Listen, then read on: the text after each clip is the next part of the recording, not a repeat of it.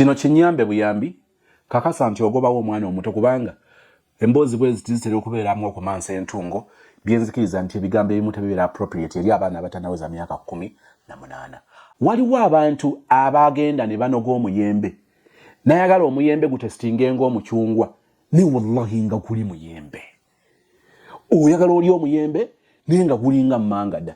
Tugenda kubitegeera nga twolekedde kana ate nako kalalamu ne bannanga abaana ab'obuwala musisinkanye ebizibu bya pulobulemu katukatandike. Bulijjo nakisirikidde nga noonyegeje gwekinyumya naye nga nomanyi waliwo ebitanyumizika naye nange nze n'ekiboozibozi kyange kineeno nze nja kweyita bbi nalina emyaka 25 batuzaala abaana 6 naye kati waliwo 5 mama ne taata bonna gye bali balamu. Nze n'ekiboozibozi kyange kino bannanga abasajja abatusuubiza ottuma ettalaavu nga tuzeeyo ewaka nga tuwulidde ku kyeyo, omusajja n'akwepikira, omusajja n'akola biki banaye ze nnakigwako. Sijja kulandaga nnyo kambateeko story kyaliwo ekiti. Munnange contract yange ng'egyeggwako yagwako December last year nga nzirayo ewaka ali December wanaddayo waka nga 10. Nali ndudde ne guy ono like omanyi nze ndiringira nnyo mu bantu abakulu like 45 plus 40 and above kale 40 okudda waggulu. Guy nali ndudde naye for almost 1 year n'emyezi nga 2 1 year n'emyezi nga 2. Namufuna ntya? Namufunira ku internet, namufuna mu WhatsApp group gye nasooka okubeeramu era gye nasemba okubeeramu. Netwogera naye nga guy nga buli wenjogera naye nga awulira bulizi ku ddoboozi yange nanga Brenda I feel honey bana isimansa ntungo nanga Brenda I feel honey abakategedde nga ngamba just listening to your voice you turn me on bana ngo omusajja nga nepikira omusajja bana nga ngamba naize ne mala nkukwatako ne mala nkukola ki munnange nno kuterwala n'obuchabuziba ate terirukya ne lugana kudda terirukya ne rutadda azini teribuziba ne budda buli olunaku lujja ludda mabega olunaku nga lutuuka nga musindikira tiketi nga mugamba you know what B naye njamutuma B you know what B I'm B naye B I'm coming back nangamba hi welcome back when nemubulira date nemuganga ndakoma olunaku weruti ne weruti nangamba omanyi musajja corporate in organization gyakolera big organization nangamba that I'm not around musajja abeera busy nnyo ba corporate musajja mukulu. Bw'oba weetaaga ebibajje eby'omulembe Aisha Najemba Furniture Mart Banda fe answer tukola buli kibajje ky'omanyi ng'oggyeko coffin tukola entebe ebitanda emmeeza sideboards TV stands furniture w'amafumbiro nga byonna bikolebwa mu miti egyalagibwa ku Aisha Najemba Furniture Mart Banda okkirizibwa n'okusasula mu kibanja mpola okumanya ebisingawo jangu ku showroom yaffe gaggadde esangibwa Banda opposite n'ekipande kya Nabisunsa Girls oba yogera ne Hajat Aisha ku noti 7 noti 5 nkaga mwemo 94 noti 3 Aisha Najemba Furniture Mart Banda abeesubwa mu nsika ya furniture. Nangamba hangi ndabeera busy sigenda sobola kukola ki kupikinga. I was like it's okay kati nga omanyi ffe bakadama mwe tutatuulira. I had one guy era naye yali 40 plus ono omusajja yali mufumbo ye submitting la ku social media nagenda okuva e Uganda nga twali tumitinzeeko because nali ninawe nkolera naye ng'abeera around that place because nali nkola like ebintu bya fashion designing kati naye ng'abeera around that place ng'atera okujjawo kati nandaba na ate ebiseera nali mu process ekola ki processing binene ebintu by'okujja ebweru nga ntandise okugoba ku bintu byange ebyebweru kati oyo guy nandaba oyo omusajja nandaba nanjagala nayogera ne boss wange I remember that day twalina emirimu mingi egyokola ne boss wange nangamba you know what Brenda emirimu bangambye bagenda kunkupa setting obudde because guy alina ku sente ayagala kulaba ati ne wati si mubi naye ekyo ino manya musajja mufumbo nze nali nkimanyi nti musajja mufumbo kwa ne mukazi we yali mukwano gwa boss wange. I was like boss wange asobola otya okupangira omusajja ate nga mukwano gwe kwa boss wange yali mukwano gwe omukyala wuno omusajja ate nga nono omusajja mukwano gwa boss wange kuganga bona mikwano gye kati ate nampangira. I was like so that around that time 2020 I was 23 omusajja yali around 42 naye nga zindigira nnyo abasajja abo abakulu saagala abavubuka kati nansaba tugende out. I was like okay tekirina buzibu nga tugenda omusajja during that time naye sinatandika nywa mwenge ate newe nandibadde nnywa sandinywedde nga tugenda omusajja ngangulira bbiya ngangulira club ngazireeta naye nga nze saanywa nakombangako bukombi kati bwe mulaba because ye yanywa n'avaako kati bwe mulaba ng'ali bizazi n'avuddeko nze nga neewugulamu ng'ecupa nziyiwa lwaki mbazizzako oyo omusajja yajja mu kaseera ate nga nze nkola ki ndi kufuluma Uganda nanga Brenda nkwagala I know because around that time nali mbeera ne dadi w'omwana wange baby papa bwe mbeera naye kati nga bosi wange already yamunyonyoddeko dda CV yange nti ninayo omwana wange omu nina omusajja kati nga Brenda I know you are married, I'm married but we can be like I love you. I was like, hey, you love me. What about your wife? I was like, earning boards zino zituyambako mu kugolola abamu abantu bagololera ku bitanda naye solution banange tugiina mukozeseeko ku earning boards zino zolaba siza bbeeyi tulina sayizi ezo zonna earning boards zifulumira mu sayizi ezitaano earning boards zino zolaba siza bbeeyi entono 7,000 ate laaji esingirayo obunene ya 16,000 awo makatu wonna ebbeeyi zonna gye ziri za buwangaazi ebyuma bigumu nnyo nga bw'obuulya tosobola kimenya. Eno ironing board esangibwa ku Masis Quality Beddings tusangibwa Nansana ku masitowa opposite stage y'Ekyebando makati ga Shell petrol station ne Cheap Hardware wansi wa Epic Motel. Enamba y'essimu yaffe eri 0707272988 erine ku WhatsApp. I know I have a wife but I do love you. I was like okay, let me think about it. But in that process company neyonkubira nengamba tukwetaaga ogenda ku training nenziruka nengamba boss wange nina gyendaga I'm not coming back blah blah blah blah. Omusajja teyaddamu kundaba naye boss wange yamuwa enamba yange kati wenali nkyali around company nga tuli awo mumanyi ebyokubeerawo nga muli bagiyita batya sleep over twamala like omwezi mulamba nga tuli mu sleep over nga tera okunkubirako WhatsApp biki naye nga simugamba ati ngenda kufuluma kati wenali nya nenfuluma nasindikira WhatsApp nasindikira message Brenda I want to meet you, I want to take you out, I really love you. He was like D, this guy is called D. I was like D mfulumyemu. I was like hey wadde okungamba ko yadde I was like why should I tell you Rashima kugamba ngamba I thought we had something. I was like we never had something, we were just starting to have something tewali kiriwo. So I was like okay I'll wait for you but just know I do love you. Kati nga omanya ebintu byenne ebyokukyeyoja like atenze I don't know simanyi oba kiri kunzo oba I don't know how to keep relationship especially long distance ola ne friendship enema kati nebyo ebintu bya relationship ebyo like waking up ogamba omuntu good morning like omugambe good afternoon like omugambe have you had lunch, it's a must I have to eat, why are you asking me? Okitegeera ndabanga every time checking on me siri matante nogenda kuyiika nze ebintu sibyagala era nze nduzizanya abantu in that process. Long distance relationships sizisobola because ndabanga tebijja tewabeerawo chemistry kati guy netubeerawo netupendinga kati I was in ngamuzayo emyezi 3 nga omanyi email esomba nenda notification nti nina omuntu ku email. I saw D. I was like oh my god D. So I decided to call D.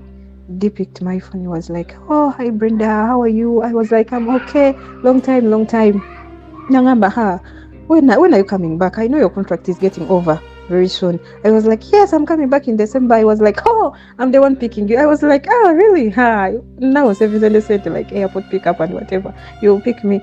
I thought D had no any attention so yadde nachina muntu taina like tasobola kunnumya like picking me up like need deserve biki nange nayinamu muli eri fear ne mugamba but if you are coming for me, you want to pick me from the airport, come with my sister, like 2 sisters and my son. He was like okay nja kukima.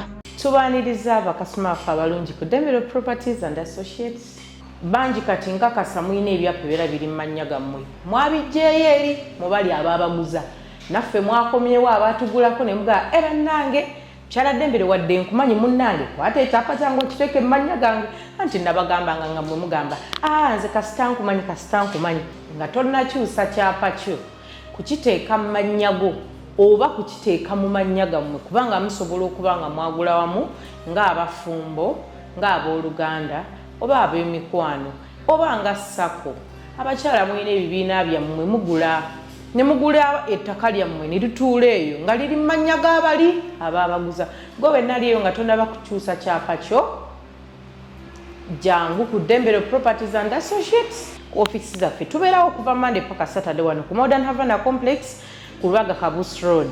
So we talked for those, like we chatted for those 3 months paka December. So ono we yalemererwa ono B sobola mbazizaayo B we yalemererwa D eyankima ku airport najja ne sister wange. So obayiza bwekyenkola ngambako sister wange already nali namuintroducinga ewa B because yatera ngogendayo because sister wange yalina baby wange yatera ngogendayo namulaba natwalayo like n'ebintu ng'alaba omwana wange. So nze no guy nali mumanyi already nti musajja mukulu because this guy was B was like 48 then D was like because na 44-45 like that. So sister wange namugamba nti no waliwo omuntu agenda okujja okulaba baby wange namugamba naye musajja mukulu teweekanga. So sister wange was like hey baby sis banana abantu obajja bana abasajja abakulu obajja. I was like zero test yange ate B yali muno like bano like those people Luo yali Luo. Then D was Iteso kati bonanga tebamanyi Luganda kati bamanyi Luganda. So sister was like B what's wrong with you bana abantu oyagala abantu abakulu like bali mu age ya daddy and beyond. I was like nze sagala that's my taste sagala bavubuka. So nemugamba banako konyumya emboozi nemugamba mugenda kwatagana ne B agenda kunkima naye era naye namugambirawo nti teweekanga naye musajja mukulu. So he was like agwe B I know manyi ebintu byombimanyi odiringiramu abo abantu kati ate ono wamugjeewa. I was like no yo mumanyi back then siga nti noba wako internet naye nali mumanyi even before nga sinajja. So she was like okay we shall connect and come. So the day reached ne siibula bakama bange bahambe nyumba gye nafuna tebalina buzibu yadde era bakama bange contract yange teyayitamu yadde essaawa yadde eddakiika yadde olunaku.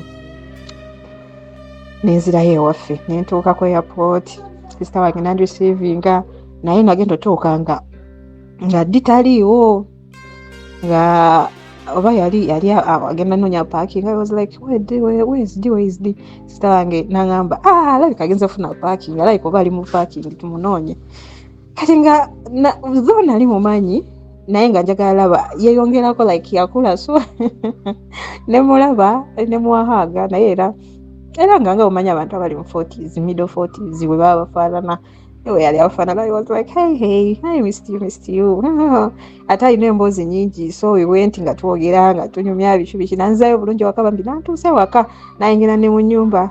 So I was like D when shall we meet? He was like relax babe, relax Brenda, relax, we shall meet, we shall talk. First talk to your family, be with your son bera n'omwana wo. Munasonyi okozesa oluzungu n'oluganda nagamba bera n'omwana wo buli kimu tujja kyogerako. I was like okay. So nembeera ewaka nembeerawo kati nembeerawo ne bansanyukira nga omanyi nga wakakomawo biki netubeeraawo. So in the night B ono wa social media eyansanga ku social media gwe nalindudde naye for almost 1 year n'emyezi ng'ebiri nansindikira message babe are you back? I was like hey B nakomyewo but I miss you, I want to see you. I was like yeah really even I want to see you but you first relax. I was like okay.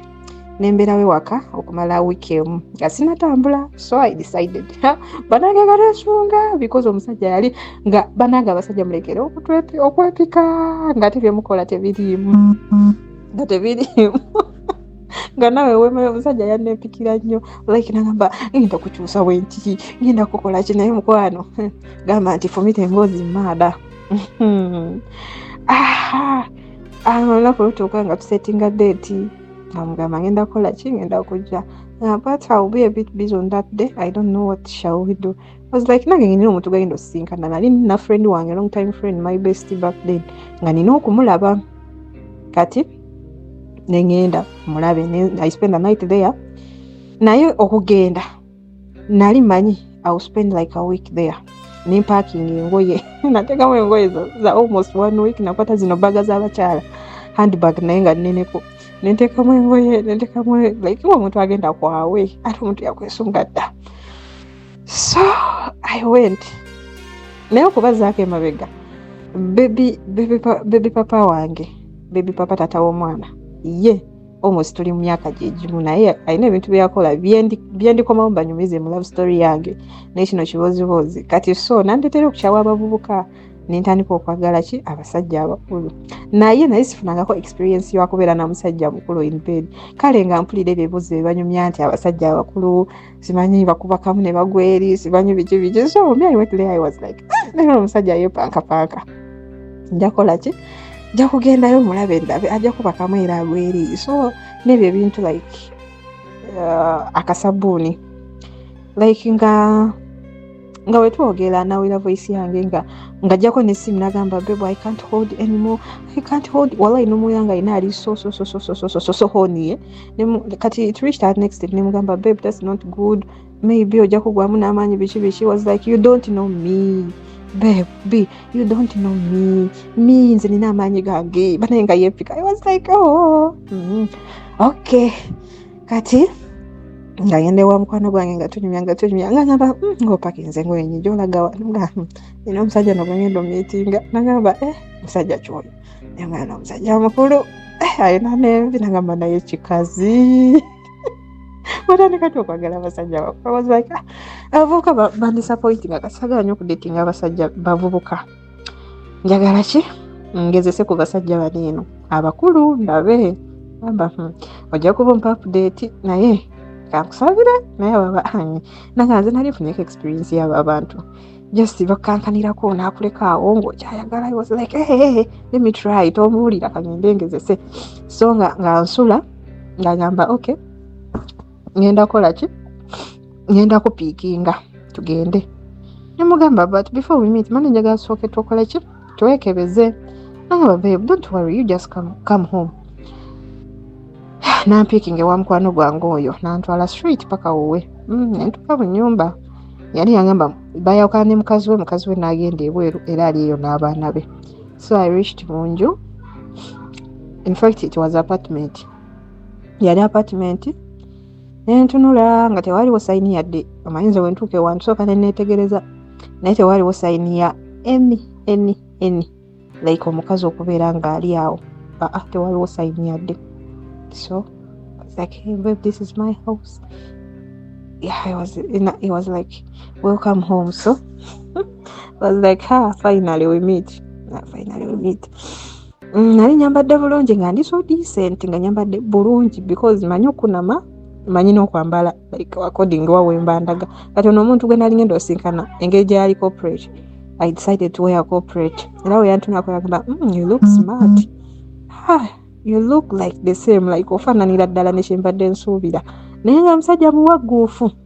Naye nze first okumutunuulirako we but first impression namutunuulira already nali nga twogera video calls ansindikira ebifaananyi seewunyanyira naye teyakyuka nnyo naye already yali yangamba dda nti musajja muwanvu nnyo nga bamanya abo abantu b'engulu abo baba bawanvu kati nemutuukako nze ni muwanvu ewaffe nze muwanvu naye natuukako oli gayi nga muwanvu nga mutuuka like here mu kifuba wano nga we mukomanga naye banjogera naye omanyi like okwogera n'ekintu nga kikuli waggulu ng'olina kutunula waggulu nokwogera naye I was like ng'oli muwanvu nagamba nakugamba nze ndi musajja muki ndi musajja muwanvu. So nagamba welcome home netwogerawo natandika oyisa emikono nemugamba nga tonayisa mikono tusooke tukole ki tugende twekebeze. Nanga babe don't worry I'm safe. I was like no babe tugende twekebeze. Nagamba okay nga omanyi kino leero wetubadde tugalawo offices mu organization gyakola batugyeko omusaayi nkuleetera results ne mugamba zindeetere n'azindeetera nga ziriko ne gundi ne date nga ko olunaku lwennyini nenzitunulako nga ziraga negative. Ne mugamba nedda, I'm not satisfied, twekebeze. Nangamba okay, oba tutumye strips. Ne mugamba funa gotumya strips. And of course babera ne baboda guys baabwe ngakubira boda guy we ngaleta bu strips nga tujja ko musaifu nanga tuli negative. Kati oyandageze empapula nibwa what if me I'm sick ne nkulaza. Nangamba no, you can't be sick, go badobera bweru. Nanga don't judge a book by its cover. Omanyi biche ebibeereyo, what if I'm sick. Ne mulemerako n'aleeta bu strips ne twekebeza nga tuli balamu. Naise mikono, kisi zirumye, nali nzigunze, nga mpunya bulungi, kapike nga saakeerabidde. Because ndi muwala muddugavu mutini, omuwanvu, naye nali manyi ndi muwanvu. Naye natuuka ku oli guy yali muwanvu. I was not disappointed because nali mulaba, ate teyakyuka nnyo. Naye just nga ndaba, kale nga already nali manyi kyenkola kyendeti nga nti muntu mukulu do yalina envi nga nnyingi. So abaana bawala tumira. The guy is almost half of my age because yali ali hitting 50. Natandika oyise emikono nakolaje. I was like, I missed you, baby, I love you. Tutandise oyingira Yerusalemu, tutandise ettendo. So kuba ettendo awo, ngidde ettendo. So nga tugenda nayi sagamba santungo nga tugenda ku olutaali tutandika essaala essaala teyalwawo nga omanyi nti bagamba first round teba mpanvu gagamba first round yatwala like it was like 10 minutes. Nga ate tamaliriza saala nga ngamba first round wekyo mbadde kwesunga biki. I was like, okay, so me I thought omanyi onsonyiwa okuseka engeri gye nali namanyira omuvubuka like okubeera navubuka because me when nali nga ndi ne baby papa wange sabdetingako bantu balala bonna ate baby papa nali namwagala kuva nga tusoma nga sibeerangako na muntu yenna nga manyi baby papa wange kweganga bukimu kyemmanya about Jerusalem about kyamuliibwa nga mbimanyi ku baby papa wange. Kati I thought the whole night we shall be like nga tuli ku olutaali the whole night like rounds nga nyanga 5 tetujja kwewaka enkeera natuuka zaali ssaawa nga 6. So round yasooka we yaggwa omanyi nsasozi nga omanyi n'abawuliriza obeeraawo nga first round tufe abakazi tetugiwulira first round tetugiwulira oba olindeeta eddako yebeeramu ensonga ettenda eriddako liribeeramu ensonga netubeeraawo netwogera biki naye twayogera dda much kati nga tetulina nnyo kyakwogera netuddawo netulaba movies naleeta kadzi netuzanya netubeera ku masimu awo nemulaga kino. So neninda gayi atandika ogwokubiri gatanyega nemulinda gatanyega jjukira nti omuntu yatuuse kusanga 6 zigenda mu ssaawa 11 tanaddamu kunyega alaga nti nno yali ku birala nnyo. So nemubuuza already ettenda eryasooka twali kubirawo mu ddiiro nemubuuza I want to use the restroom nagamba ngenda bwoti nemugamba nata I want to take even this bag nga njagala gitwalawo mu kisenge kati awo nga njagala nkola ki mwetege nagamba otuuka mu bathroom you turn your left kyekisenge nantuuka mu kisenge nga ina bathroom nantuuka mu kisenge already nalizze n'obutego bwange obusobola osikiriza omwoyo okukka amangu nga neetega bulungi nga mala musinikira ka message nga mugamba bebo jangu eno nseyo nkoyeeyo ngajja nantunako oh my god kati mutima neŋŋamba oba obadde olinda ki nze already ejjukira nina ennyonta yange ey'ekyeyo esasozi myaka 2 nga teri kuba ttendo nga mugamba tondaba nga mudda waggulu nga tutandika awo ettendo tandika ettendo nga tutandika Mr. Sozi nga tugenda kukola ki nga tutandika essaala ng'etandika tuvudde butendo tutandika essaala omwoyo nga ka naye nga sayizi yali yeeyo naye nga okusinziira engeri gye yeepika like gye yeeyogerangako nze nsobola okuba ettendo okumala essaawa namba jjukira ze ebintu ebyo eby'ettendo nali manyidde gayo wange like baby papa wange ye ng'abikola I was like omusajja omukulu okubeera nga nsobola ate nga byonna byempulira ku basajja abakulu nti tebakuba ttendo bulungi so nze kye nali nsuubira because ye yakonfaminga n'aŋŋamba nti ye wakabi naye kye nagwako nali disappointed ate kulwa dakiika zaali oba nga 5 nga nze nga sinatandika yadde omwoyo okunzika obulungi nga nakatandika butandisa okumuwulira nga omusajja ye yamaze dda n'agwa n'eri ekikoowukoowu n'agamba beebu njagala kunaabako tugende tunaabe kati nga tugenda okunaaba bwe twatuuka okunaaba nga njagala like mukwateko like wayi munaazeeko naaze ku gundi ku microphone naye nga microphone ye ng'eri so sensitive nga ne wegikwatako ku password nga yesika I'm like babe what's wrong kati nze oba njagala nnyo tikka ekinnyo njagala nnyo seka kati nze buli nagikwatako nga bwati nga yesika ng'omuntu gobeera onyonyogera nga nseka I could laugh loud it's like nga nkwatako nga yesika nga nkwatako nga yesika nga nseka naye maybe that's because of like yali akozesa ntyo gundi that kasabuni thing yali akozesa nnyo ebyo that kasabuni that's why yali so sensitive so I waited ngamba why kaninde buzibe ate nawe zigenda mu ssaawa ng'emu oba naafunayo round endala nze nga sinabako yadde nga ntankula butankuzi nga sinabeerako na yadde kyempulira already nanakaasira dda ng'obudde buziba ngamba bebo genda lyaki namugamba simanyi nagamba okay tugende ebweru tulye tumanyi tukomewo twebake I was like okay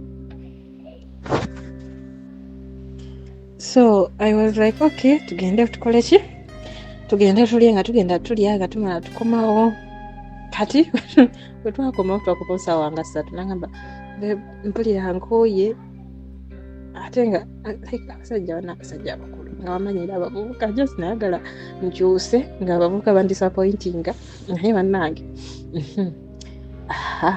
nga ngabe njagala kwebaka saano ziringa 2.3 nga kwebaka you really want to sleep nagamba yes ngenda kwebaka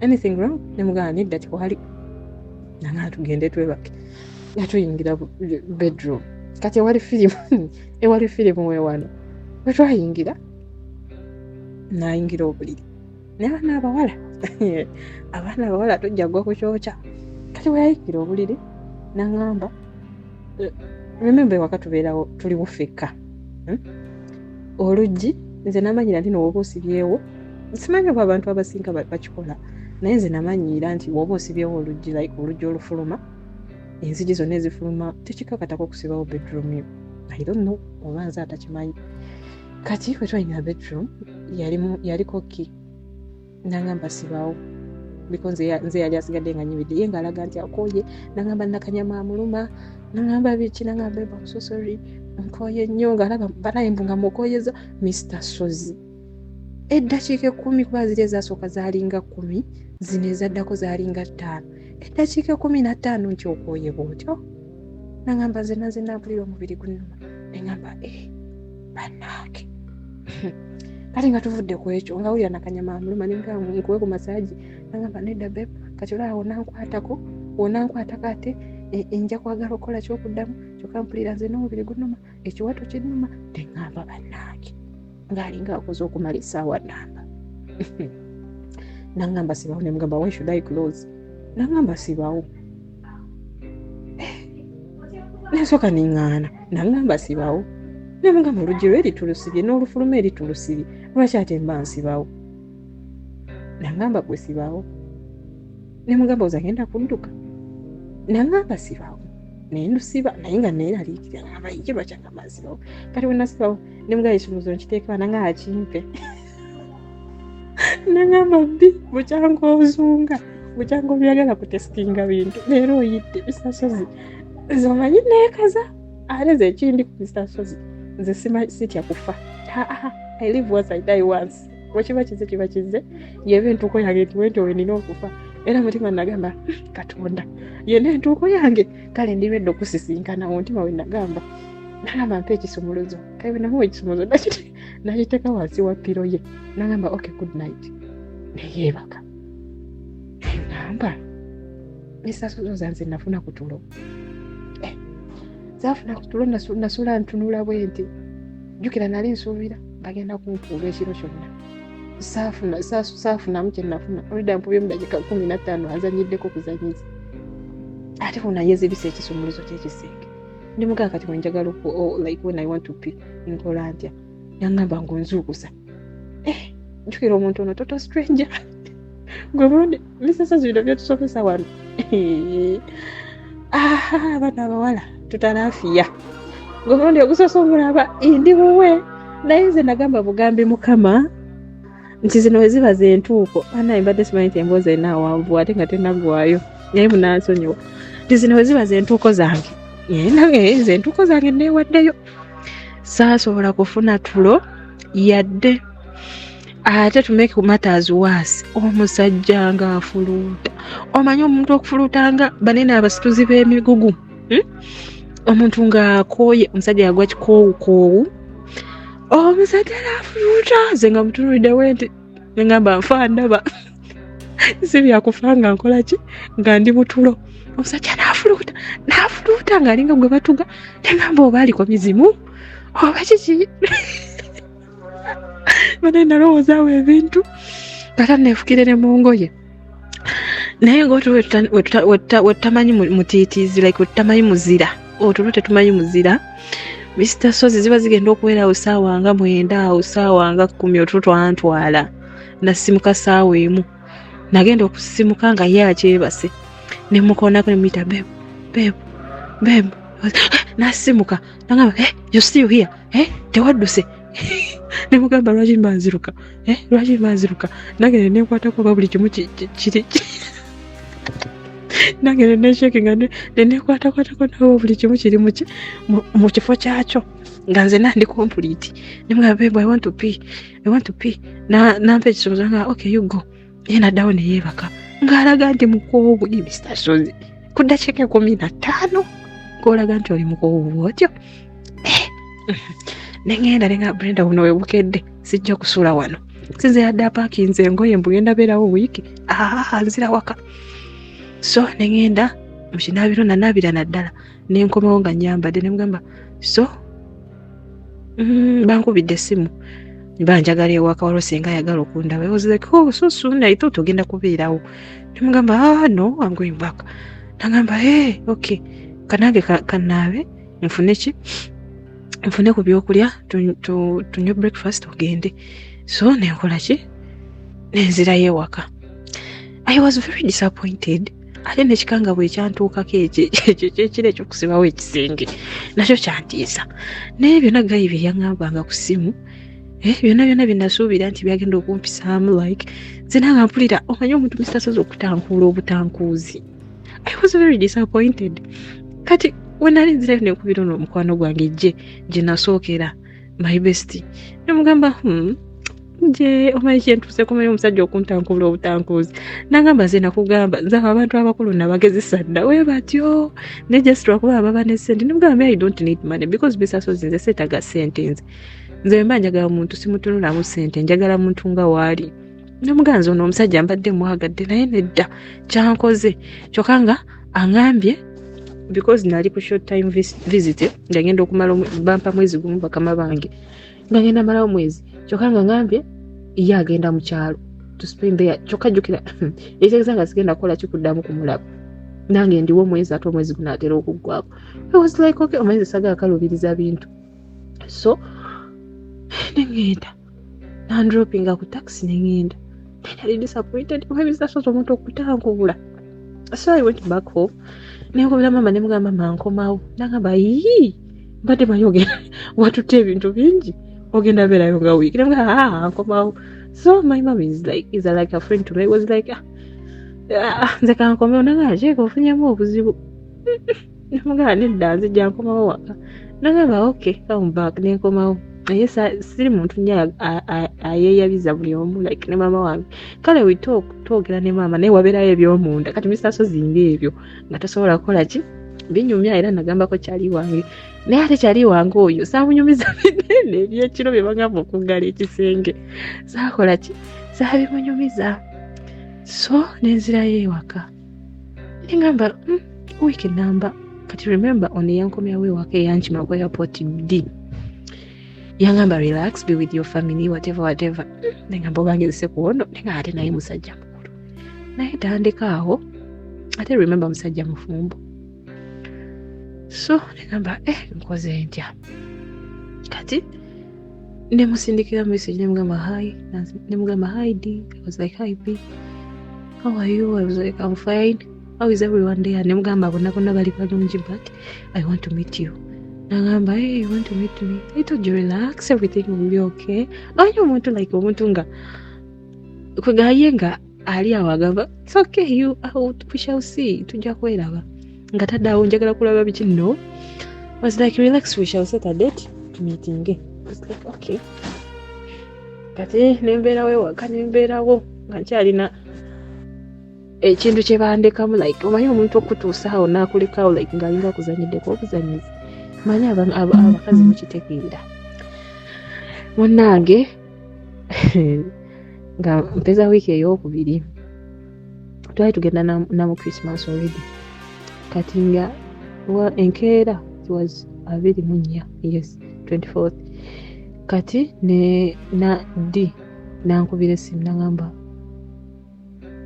I want to meet you before nga ngenda mu kyalo because naye yali like mu northern eye like eastern teso nagamba njagala ku meetinga before I go to the village asinagenda naye nina olinda mukazi wange agende like mukazi we yali mutooro nga we 40 ate ye nga weeru naye mukazi wange agenda soka agende then nange nvuge zijje tu meeting nagamba pick a place name picking a place nga aba yeyongerayo nange nikola ki like nga wenooze nga asobola okweyongerayo gy'abaalaga ne picking a hotel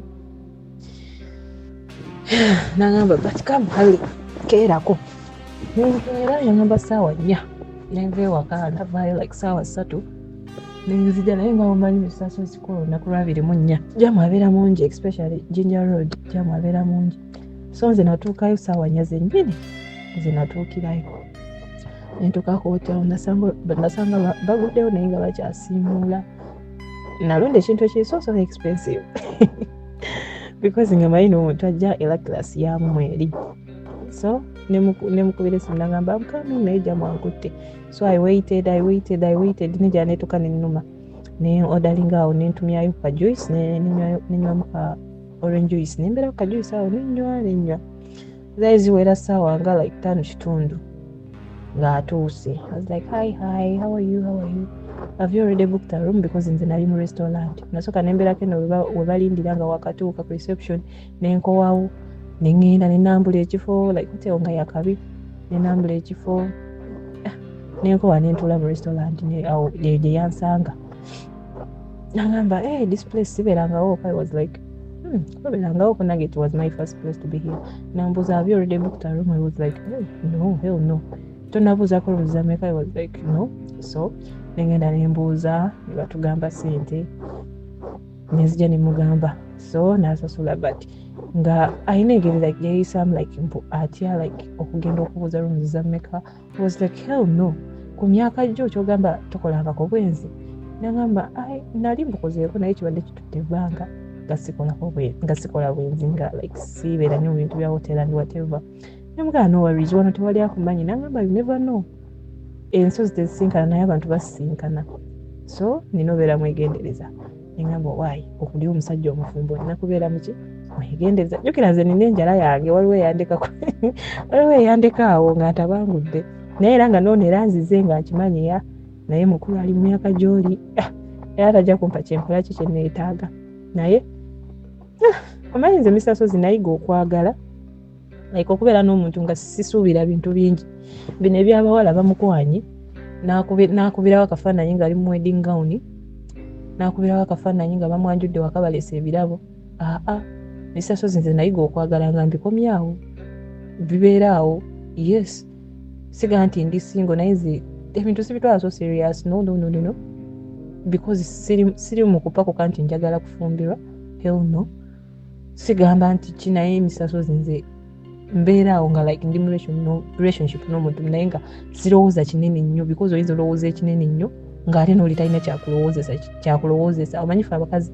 twagala nnyo owulira ebitusanyusa omusajja asobola okugamba ekintu nti ajja kuwasa ajja kukola ki naye nga takimiininga ng'alina kyagoba kyayagala ekirala naye because olwokubanga ekyo kyayagala owulire n'akigamba era so omuntu wajja n'ayitiramu ezo layini babe I'll marry you nze gwe mukazi wange nze nja kukuba embaga ngambirawo mutima gwange gwe layini z'okubye nga sizaagala ate so ngambirawo kyoyagala nembeera nga nkimanyi nze sikuba bufaananyi mutima gwange like mu bwongo bwange mbeeraawo mbeere nesuubidde nenyonyonyonyo men can disappoint so I was like okay nga tuyingira room nga tutandike ettemu tutandike okuyita mwoyo awo nga mwoyo atandika kati at the back of my mind nali nkimanyi nti noona agenda kukola kintu kyekimu because obwongo bwange nga bungamba noono wa dakiika 15 nga kyemanyi Mr. Sozi kyenali manyi so I was like naagenda kunzanyirako agende because muntu mukulu ate owayi kyenasalawo kwagala basajja bakulu ate ono yali mulalamu Mr. Sozi twayingira hotel room zaali saawa because twamala kulya okuva mu restaurant twamala kulya netuyingira saawa 8 twatandika saawa nga 8 eddakiika nizijjukira bulungi n'eddakiika nga 15 neziwera saawa 9 ng'omusajja akyasinza neziwera saawa 10 ng'omusajja akyasinza neziwera saawa 11 omusajja nga akyasinza I was like are you done? I was like, D, are you done? He was like, no, not yet. I was like, for real? Musanyi wakozesa oluzungu n'oluganda naye banina abantu baki baluzungu kati ntera okujjukira memories ezo era bujjo nzijukira stories ezo abaana bazinyumya wano baseka kati namubuuza omaze okusinza nga not yet omusajja nga akuba ttenda zigenda mu ssaawa 12 kyeva mugamba olina okugenda mu kyalo ogenda tuuka ssaawa mmeka nagamba no worries be relax no worries I was like no sigenda kubigumiikiriza bino olina ogenda beera leeti eyo nagikozesa nga excuse that back of my mind I was like naye nga nze amazima galinfuula ow'eddembe ne mubuuza onedde biki nagamba no I'm normal this is me there's nothing ntino kyenkozesezza nemugamba are you for real? I'm for real so netugendawo netunaaba netufuluma ebweru kati wetwafuluma ebweru nesoka nali nerabiddeyo jaketi yange munda nesoka nenzirayo nenjikima naye nagenda okukomawo nemusanga nga ali mu birowoozo ebingi nga oba alaba musigaddemu nnyo naye gwe manyi misasozi okuva ssaawa 8 9 10 ezo si ssaawa 4 ng'omuntu akyakuba ttendo omanyi entuuyo okugwamu ate nga first session entuuyo nezikugwamu naye nga mpulira omuliro naye namusanga nga ali mu birowoozo ng'omuntu agamba kansigaddemu because like microphone teyaggwa twamala kunaaba ebirowoozo ne bivaayo n'eryoka ekola ki yeegwa owaayi nga nfuga nga ndropinga nga naye yeeyongerayo ng'agenda mu kyalo so ng'ekyo kiyita nga mbeerawo tubeera mu festive days Christmas biki New Year's whatever so bwe nali nkomawo nga olunaku lwange lutuusobola okuddayo. So I was like, hey D, hey B, I'm going back. Ngamba when are you going back? Okuva twamitinga amanyi nze omuntu like yali mufumbo nga saagala nnyo mukubira amasimu ga kumukumu naye nga tuba twogera ku ki WhatsApp naye nga amasimu sitera kumukubira. Nze namugamba nze tetuganye nkwagala tuli mu relationship naye saagala ki oyawukane ne mukazi wo like nze neekiikewo, just be with your wife nange mbeerewo naye totekamu nnyo ssuubi lingi muki munze. Nagamba webale kola ki, webale kwogera mazima, omulala akola ki akuwa essuubi lingi naye nga tali takola ki takulinamu ssuubi lingi. Namugamba nze leero wendi ekya siriiwo. I was like okay. So olunaku lwange lwatuuka okuddayo bambukingira flight yange yali yakiro nnyo like early in the morning sawa nga 10 ez'okumakya. Kati neŋŋamba lwaki sikubira ono ddi nanzizaayo naye nga in that process yonna nga ntera okwogera n'ono B ono wa online ono eyandekaawo eyankokoonya nga twogera naye ku WhatsApp, hi how are you, how is home, whatever nga omanyi nze emboozi wezityo nabetera okwogerako naye ye nga akyali mu kyalo yalwirayo ddala. Kati nemugano akaseera kali katuusa akukola kyako okuddayo nagamba so soon. Nemugamba era nagamba ndi ku short time visit sawa yonna nkola ki nzirayo naye nzirayo naku nagamba flight nga ya early in the morning. Nemugamba why bakama bange bakinkoze naye sinakyo kyakola but till we meet next time. He was like ozeeyo osize mukulaba. Nemugamba kati okyali mu kyalo ngenda kukikolera ki kankole ki kanzireyo. Kati ono ddi nenjogera naye nagamba I'm available, sobola okola ki, sobola okudropinga ku kisaawe but olina okujja nondabako maama onaakomawo ddi, we have to meet before.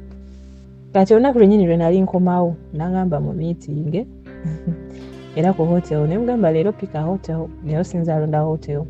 Nalonda hotel, very nice hotel, very nice corporate hotel.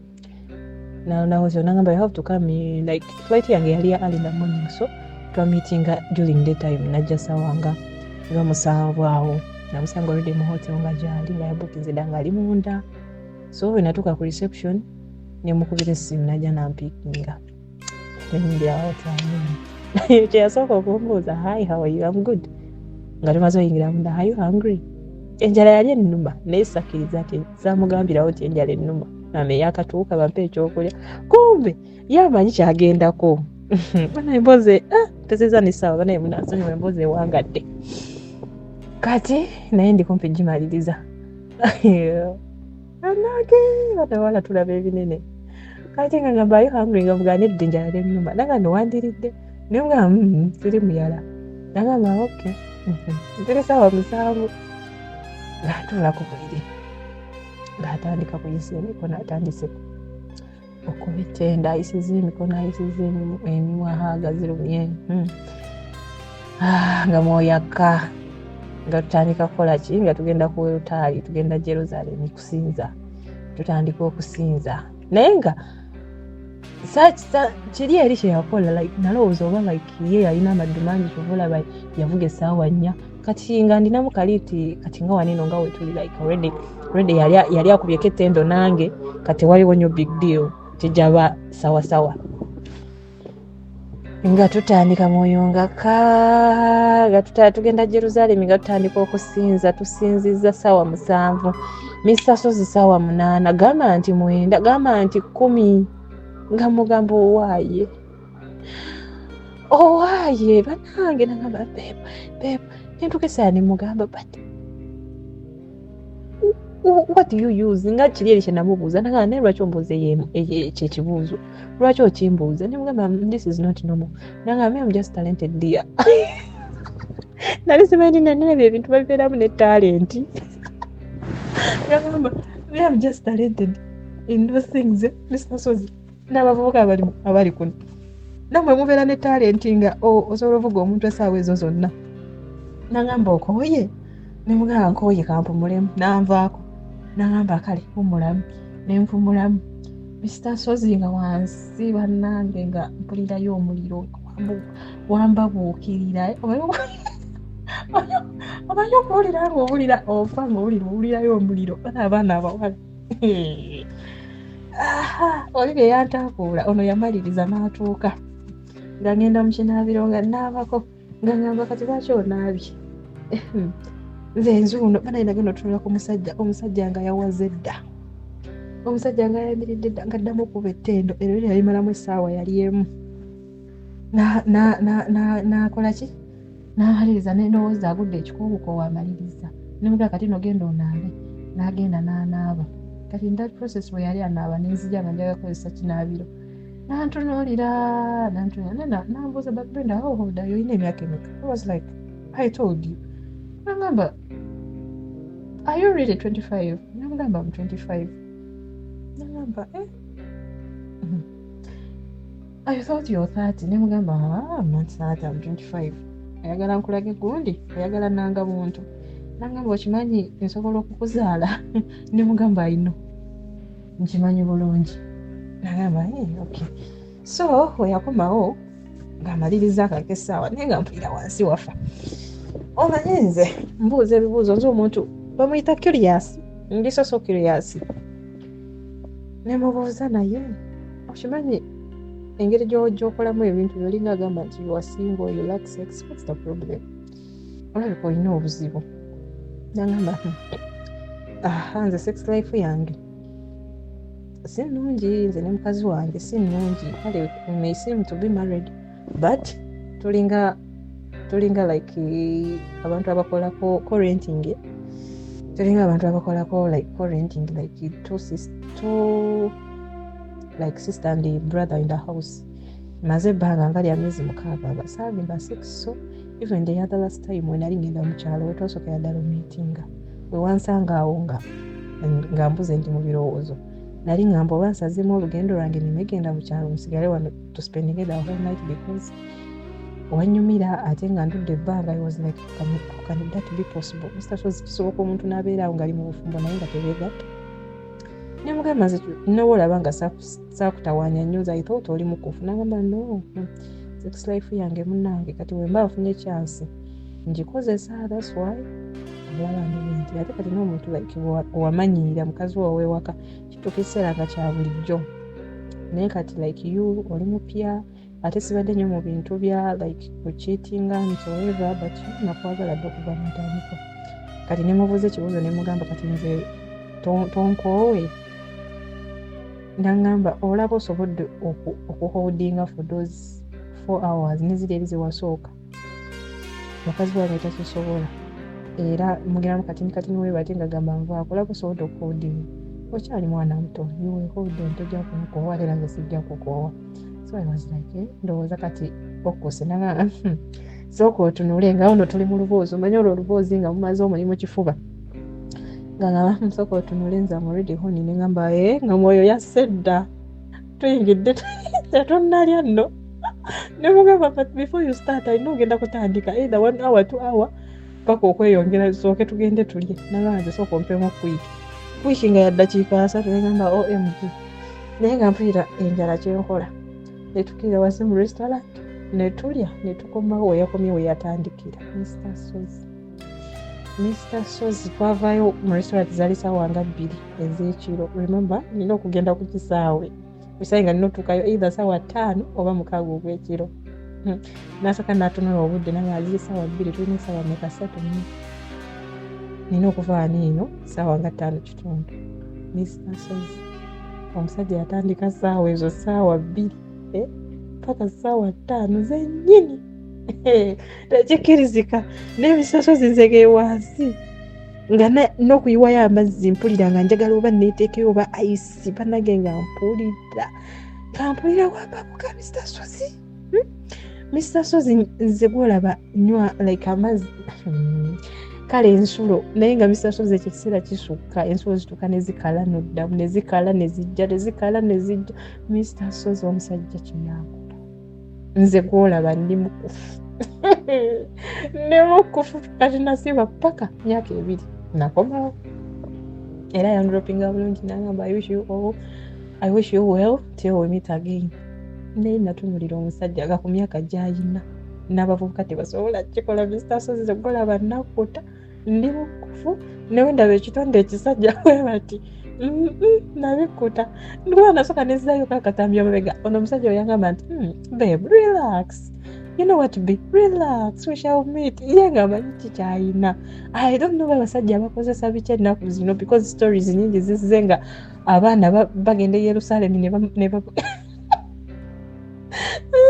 nze nekyo nali nsuubira si kye nafuna because nali ndowooza abasajja bonna abali above 40 like abali awo mu 40s and above baba baddakiika like bakubayo kamu naye ate ono yakimalako naye nga Mr. Sozi webale tuweereza kyekyo ekibozibozi kyange musonyiwa okulandagga kyekyo webale tuweereza bannange negalaganudde nsigadde nze era nga mbeera mukamooli mbeerayo eno Mr. Sozi nkwagala nnyo webale tusindikira love stories webale tuyigiriza bingi byetukuyigiddeko like I always say nti obeera olowooza nti byonna obiwulidde byonna obirabye obulamu ne bukulaga nti katandika butandise nkubi akafaananyi sister ono ya testinga kye tuyita NB yalaba A n'alaba B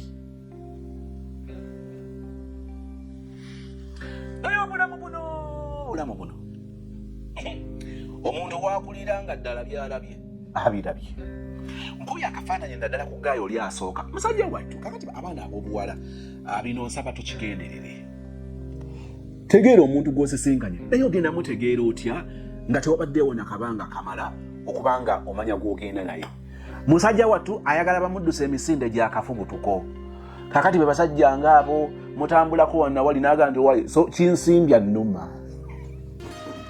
kati abo be basajja nga bw'onooba omusisinkana olina okubeeramuko ne roobu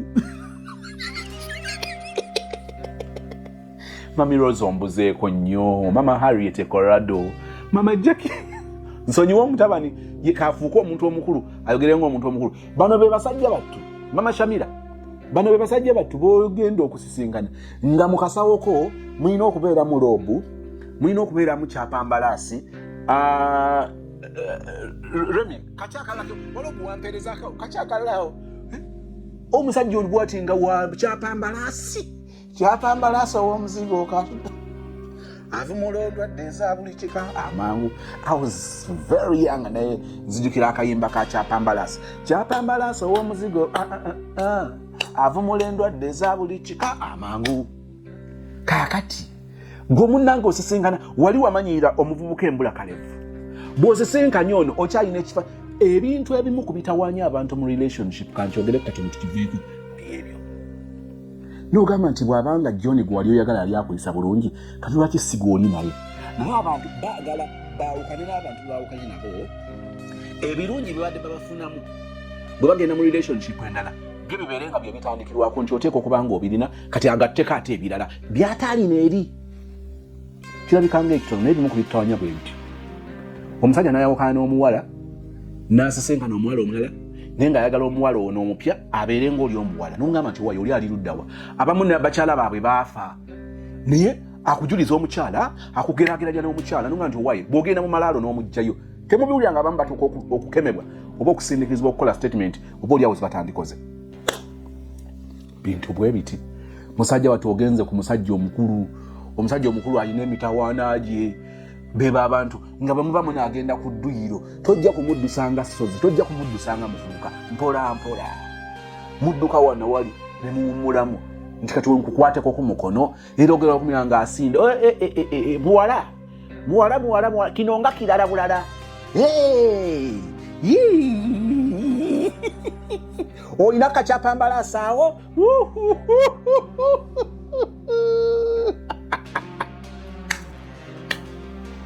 wabula ono 225 mulalamu maama musajja watundoza nakanyama kinsimbye yenna yawulirago okubonaabona ku wansi yonna kyo kikino ate yali akwekengera omusajja ono yali akwekengera n'agamba bano abawala engeri gye bamutwalamu engeri yakantindiggu n'agamba omwana ono tagenda kunziba bano sinze enkutwa zaabuno ekisumuzo kakinsula emitwetwe wagamba okubaako kyokola olina sooka muzuukusa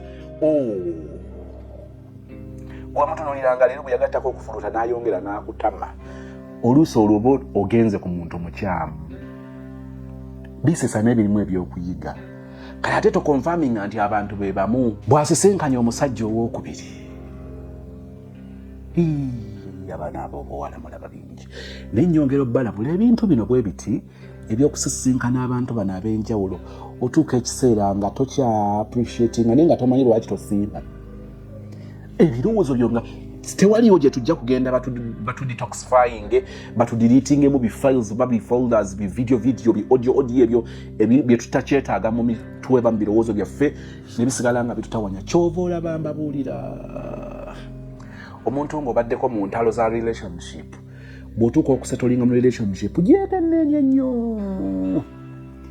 relationship zikuzoganyiza bw'otuuka mu gyosetolinga kakasa tejja kubanga etuukidde naye kakasa nti ojja kugibeeramu kubanga memories history ajjuddemu kafankunaali mungi alabikirawo nga wakubanga akukogera okufuna essanyu erya nnamaddala mu relationship abantu abamu owunzise ng'osetolinze n'omuntu nga si alina obuzibu nga gwe olina obuzibu omubiri gwawuukuuka tosobola kulya mmere nga tupimye nti grams bweziti nekumala wawuukuuka abamu baawuukuuka omubiri abalala baawuukuuka ebirowoozo wamanyira okuwuliriza ku bigambo by'omulenzi bw'ati ng'akuwaana kati ate n'olya nga tebimala lwaki oli wamwagalako obusirise bwe naye nga bw'ayogera ebitonotono bikuwoomera kati n'oba ng'oyo omwetaaga wamanyira okusisinkana ate ono ye munnange ali gyovyo ono munnange ye wakalaaca ono munnange wa vibe kati ate n'oyo nabanga olina engeri gy'omwagalamu kati ono gayi akuprotectinga biringa ebikutama naye ate akwagalako kubanga omwagalako ekyo ekyokuba nti akububira kugamba olaba nti kwagala kale n'obeera n'omulala ate akuwa eddembe ne weekanga nga wawuukuuka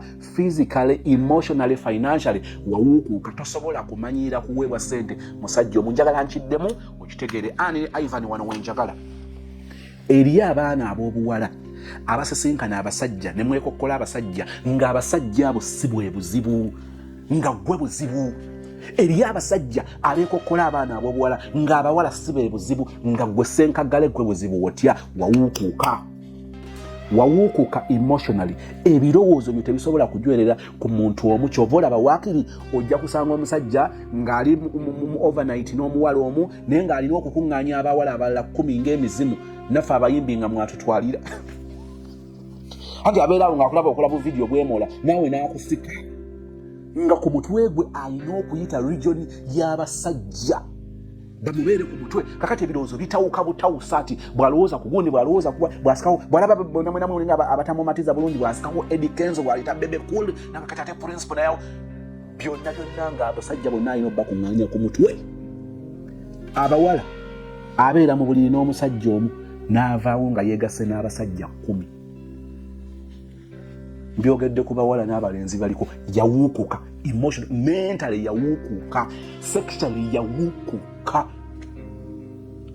socially yawuukuka financially yawuukuka tasobola kubeerawo nga musajja omu yamuwa ssente owezuulanga nti olina obunafu obwo ja concentration yoba focus ku basajja weekole mu mulimu wawuukuka tosobola kumatira omusajja bw'akuwa akakadde era osigala ogamba nti kakati ono nga bwampadde akakadde kati ate bannange roja n'amala nsimba eky'ekkumi mbanakamu 10 wawuukuuka relationship essanyu ne liggwawo wambayinga omusajja gw'oli naye si yamazeewo essanyu omukazi gw'oli naye si yamazeewo essanyu wawuukuuka gw'olina okwekolamu omulimu I don't know if kigenda kubeera kika ki ekya detoxification. There are those files that you need to delete. There are those videos they were keeping amugwe. So, I don't know. Obogenda kuformattinga, buformattinzi files. I mean, hard disk yo, I don't know. No way taga kuformattinga. Waliwo byoyina okwaninstallingako. I don't know how, but you need to do it. Kubanga okukuko osanze omuwala mulungi. Omuwala mulungi, omuwala afaayo, omuwala alina empisa, alina ebisaanyizo byonna ebimuleetera okubeera omuwala omulungi. Obuzibu gwe gwasisinkanye wawuukuuka. Tojja kusanga mwana w'abandi omu bw'oti gw'ogenda okutwala mu overnight mu kuba ettendo bw'omwambusa bw'omukkiriza bw'omukyusa eno naye olw'okuba obwongo bwo kati ogatta kati wembeera ne jjaki kati abantu tubeera tugenda bwe tuti kati ate singa kati bw'ogenda mwako n'oyanga kanyo n'obeerawo ng'obakyanga bukyanze mu birowoozo kwe bayita okuwuukuuka. Abasajja tukomplaininga ku bakazi, omukazi takumatiza osinziira ku ki? Okomparinga na bingi. Lwaki? Wawukuuka. Wamanyiira okubanga oli aguzibwa. Omukazi mwawukana n'ogenda ku mulimu, n'olyoka ogula kabalagala, n'ogula ensenene, n'olyoka ogula enswa, n'olyoka ogula obunyebwa n'obuberenge. Owawukuuka. Ogenda okuddeka ng'okulonderera kwafuuka okulonderera. Bakuwa mmiiru emu bweti ne bakuwa oba amatooke na muceere, ne bakuwa ennyama kutereko greens nga tebikyakumala. Lwaki? Wawukuuka. Okuwukuka kwenjogedde kuli ku bawala, kuli ku balenzi. Buli omu yeekebere. Tojja kusanga omuntu omu ng'alina buli kimu. Mu kusetolinga ne Moses, trust me, waliwo by'ogenda okufiirwa compared ku bulamu bw'ozootambuliramu. So ng'ate waliwo by'ogenda okufuna by'obadde tofuna walala. You will not have it all. Bw'odeetinganga omusajja ow'emyaka 5 n'aba ng'aweramu akamooli n'eddirisa nga weebaza Katonda, naye tugamba nti tetwandisuubidde nnyo expectations z'okubeera waggulu olw'omuntu gw'osisinkanye. Bwe tusanga omusajja ow'embazuulu, omusajja ow'amaanyi, ow'embala mu myaka 6, ekyo kye kikola amawulire. Nga bwe twewuunya omuvubuka ow'emyaka 25 3 atannakakaalukananyo na dduniya, obuvunaanyizibwa alina butono abamu bakyabeera na mu bazadde baabwe, ne tumwebuuza nti ate ono munnaffe tugenda kumukola tutya ow'okuyimirira ttengerere ku myaka gino. Ekyo kye kyewuunyisa. Naye okwagala buli kimu tukifune mu bulamu kye kitusudde mu mbi. Mukazi wo oyagala yeeyise nga malaaya, yeeyise nga omusomi, buli kimu akyeyise nga tewaliwo kumanya nti wano ngenda kumusaasira. Olumu bisoboke, olala bireme kusoboka.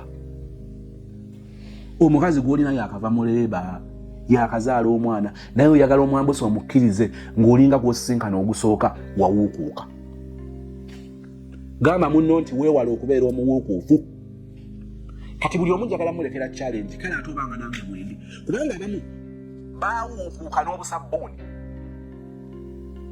Simambo baawuukuka n'obutaapu, banyinyonyola akataapu n'enfa. Wawuukuuka. Naye oyagala munno akumatize. N'okuwuukuuka ku kwotayogera. Okuwuukuka kwenjogera kusooka ku sex life. Bw'oba mpuliriza bulungi, okuwukuka njogedde ku kugazi. Ddayo weebuuze. Oteeka munno ku nninga okubeera ekyo ky'oyagadde nga yasasulira yakolerera okuwukuka kwo. Olabe bwe tutali fair mu relationships zaffe. Kale nsaba Mukama akunsaasirire okuva n'olwaleero obeeko engeri gy'oddiriza ku ebyo ebingi by'osuubira mu munno. Ogenza okumufumbirwa nga waakeebakibwako abasajja 30. Oyagala omusajja omu adduse obuvunaanyizibwa obw'abasajja aga. Ogenza okubeera n'omukyalo oyo gw'osetolinze naye nga waakaagala abawala 4 bonna bakuli ku bwongo, naye oyagala ono omuntu omu akole buvunaanyizibwa bw'abantu aga. Toli fair. Tuli mu relationship, marriage, omutali ssanyu, nga tulowooza nti bannaffe be bavunaanyizibwa, naye nga ffe nsibuko y'okubanga essanyu eryo liggwawo. Expectations zaffe ziri wala nnyo. Tetuli fair. Lwaki? Twawuukuuka. Mukama ansaasire, Mukama akusaasire. Obusabbuuni wawuukuuka. Okwagala ennyo ssente nga wamanyiiro zifunamu ABCD wawuukuuka. Okwagala abawala abangi kikuwuukuula otuuka ku ono nga munnaffe mitawaana myereere. Ekisa kya Mukama waffe Yesu. Okwagala kwali Katonda n'okusakima ku bintu kuva beera munaffe ffenna n'abooluganda bonna emirembe gitagwawo. Amiina. Nze Becky Sozi owa Remo Beauty and Wellness Parlour Esseeta. Mu bimu ku bye tukola mwe muli body massage therapy, facial treatments, counseling services. Gw'omwana ow'omuwala ovaamu akaswa akabi, gife ebbaawo waffe abakyala, obundula amazzi amakyafu, wazibikira enseke, bw'onookosa gife ebbaawo ono gw'ojja otuweera obujulirwa. Tulina kofi ono alimu ebirungo 6 mu kintu kimu. Gano Dama Coffee 6 in 1. Mulungi eri abalwadde ba sukaali, mulungi eri abalina obubonero bwa kansa, mulungi nnyo eri gwe akakalukano okuyita mu lunaku. Mu health wellness treatments tulina reflexology sandals, nungi eri abazimba ebigere, bw'olinnya wansi owulira ng'afumitibwa mu bigere. Zirelaxinga muscles zo okufumitibwa kuno ne kuggwaawo. Ziyamba omubiri gwo okutambuza omusaayi. Ziyamba ku bwongo obwo n'embeera yo eya bulijjo. Buli peesa ly'olaba ku ssande eno lirina ekitundu ky'omubiri gwo kwe lituuka buli lw'ojambala. Olwo obujjanjabi ne bukolebwa ku mubiri gwo. Osobola okugigula n'ojambala mu ofiisi yo, awaka, osobola okugyegulira nga ggwe, ogigulira mukaddewo oba jjajja kuba ate abo bagyetaaga nnyo. Okumanya ebisingawo ku bino byonna, kolagana ne Remo Beauty and Wellness Parlour e Seeta. Ku nnamba ezo eziri ku screen yo for direct calls and WhatsApp.